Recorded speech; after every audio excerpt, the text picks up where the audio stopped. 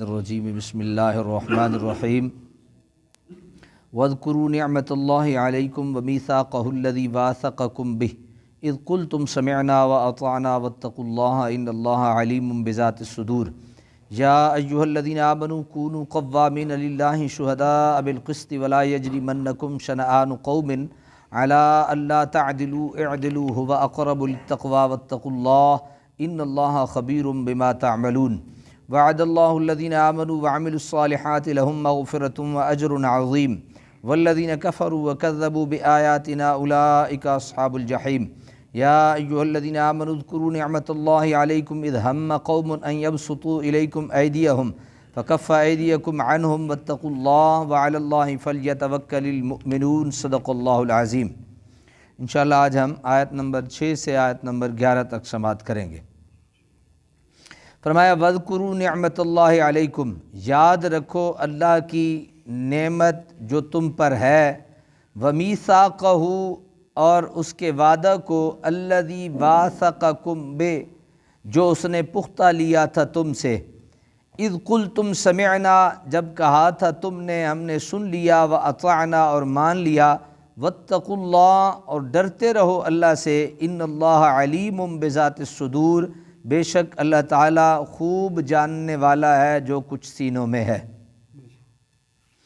ہر مسلمان جب دین اسلام کو قبول کرتا ہے تو وہ پہلے اقرار کرتا ہے کہ میں اللہ تعالیٰ اور اس کے رسول اکرم صلی اللہ علیہ وسلم کے ہر حکم کی تعمیل کروں گا، اور اسلام کی سربلندی کے لیے کسی جانی اور مالی قربانی سے دریغ نہ کروں گا۔ اللہ تعالیٰ اپنے مومن بندوں کو یاد کرا رہے ہیں کہ دیکھو ہم نے تم پر کتنا احسان فرمایا، تمہیں ہدایت کا راستہ دکھایا اور اس پر چلنے کی توفیق عنایت فرمائی۔ اس نعمت کو اور کامل اطاعت کے وعدے کو ہمیشہ یاد رکھو، اور اس یقین کو پختہ سے پختہ تر کرتے رہو کہ تمہاری کوئی بات تمہارے ہمہ بیں اور ہمہ دان رب سے پوشیدہ نہیں ہے۔ یا ایھا الذین آمنوا کونوا قوامین للہ شہداء بالقسط، اے ایمان والو ہو جاؤ مضبوطی سے قائم رہنے والے، اللہ تعالیٰ کے لیے گواہی دینے والے انصاف کے ساتھ۔ ولا یجرمنکم شنآن قوم علی الا تعدلوا اور ہرگز نہ اکسائے تمہیں کسی قوم کی عداوت اس پر کہ تم عدل نہ کرو، اعدلوا عدل کیا کرو، هو اقرب للتقوی یہی نزدیک ہے تقوی سے، واتقوا اللہ اور ڈرتے رہا کرو اللہ سے، ان اللہ خبیر بما تعملون بے شک اللہ تعالیٰ خوب خبردار ہے جو کچھ تم کرتے ہو۔ آیت نمبر 135 اس کے دوبارہ نزول کی وجہ یہ ہے کہ مکہ فتح ہونے والا ہے، مسلمانوں کے جان و مال کی نہایت ظالم اور بے رحم دشمن ان کے سامنے پیش ہونے والے ہیں۔ ایسا نہ ہو کہ اسلام کے علم بردار جوش غضب میں ان پر زیادتی کرنے لگیں۔ یہ دوبارہ سے وہی آیت آ گئی نا، پیچھے ہم اس کو سن چکے ہیں، وَلَا يَجْرِمَنَّكُمْ شَنَآنُ قَوْمٍ، زیادتی کرنے لگے، اس لیے انہیں وقت سے پہلے تنبیہ فرما دی کہ احکام الہی کی اطاعت میں تساہل نہ برتیں، بلکہ قوامین للہ یعنی اللہ کے ہر حکم کی اطاعت کے لیے مضبوطی سے کھڑے رہنے والے بن جائیں۔ کفار مسلمانوں کے شہیدوں کی ناک کان کاٹ کر مسلح کر دیا کرتے تھے، مسلمان عورتوں اور بچوں کے قتل سے بھی نہیں شرماتے تھے، مسلمانوں کو ایسی تمام باتوں سے روک دیا گیا ہے۔ اعدلوا عدل کیا کرو۔ اب کیونکہ قوت و اقتدار مسلمانوں کے پاس آ رہا تھا، اس لیے انہوں نے نہایت واضح طور پر حکم دیا کہ خبردار کسی قیمت پر انصاف کا دامن تمہارے ہاتھ سے چھوٹنے نہ پائے۔ حق یہ ہے کہ کوئی قوم حکومت و سلطنت کے تخت کی مستحق اس وقت تک ہی رہتی ہے جب تک کہ وہ صف عدل سے متصف ہو۔ جس قوم نے ظلم پر کمر باندھ لی وہ آج نہیں تو کل ضرور اس نعمت سے محروم کر دی جائے گی۔ اللہ تعالیٰ اسلامی مملکت کے بانیوں کو بھلا کیوں نہ واضح طور پر اور پرزور طریقے سے عدل کرنے کی ہدایت فرماتا ہے۔ اعدلوا هو اقرب للتقوی، کہا کہ یہی زیادہ نزدیک ہے تقوی کے، یعنی اللہ تعالیٰ کی نافرمانی اور اس کے عذاب سے بچنے کا قریبی راستہ یہ ہے کہ انسان عدل و انصاف کو اپنا شعار بنائے رکھے۔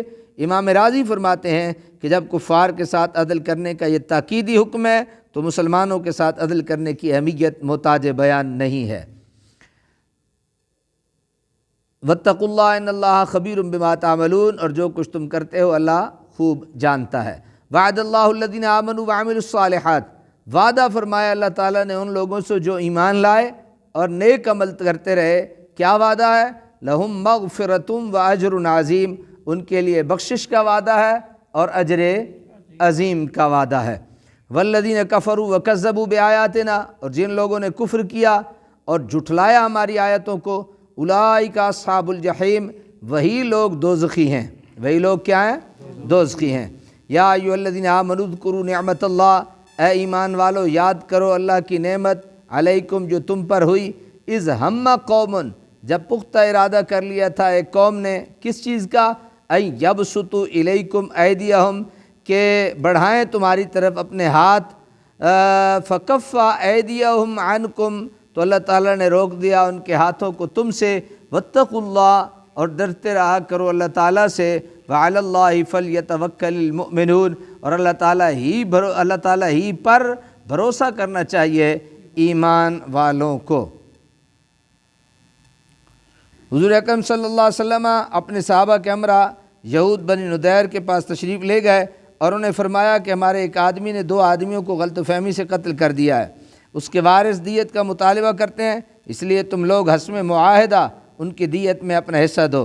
انہوں نے کہا کہ آپ بیٹھیں، کچھ کھا پی لیں، پھر تعمیل حکم کریں گے۔